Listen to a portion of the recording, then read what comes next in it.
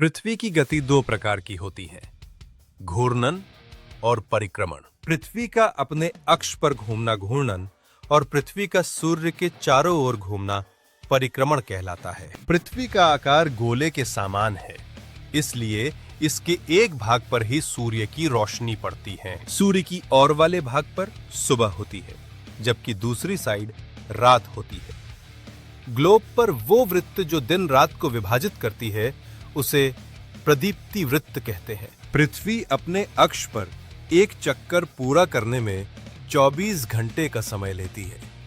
बच्चों, कभी आपने सोचा है कि पृथ्वी घूर्णन बंद कर दे तो क्या होगा? सूर्य के तरफ वाले पृथ्वी के भाग पर हमेशा दिन रहेगा, जिसके कारण उस तरफ हमेशा गर्मी पड़ेगी, जबकि दूसरे साइड हमेशा ठंड पड़ेगी, जिससे पृथ्वी पर जीवन संभव नहीं होगा। पृथ्वी की दूसरी गति जो सूर्य के चारों ओर घूमती है उसे परिक्रमण कहते हैं।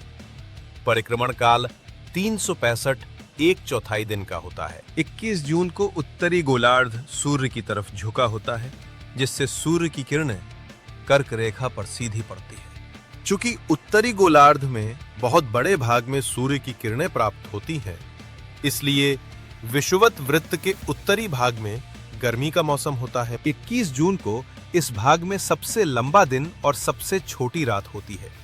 पृथ्वी की इस अवस्था को उत्तर अयनांत कहते हैं। 22 दिसंबर को दक्षिणी ध्रुव सूर्य की तरफ झुका होता है, जिससे मकर रेखा पर सूर्य की सीधी किरणें पड़ती हैं। इसलिए दक्षिणी गोलार्ध में लंबे दिन था छोटी रात वाली ग्रीष्म ऋतु होती है।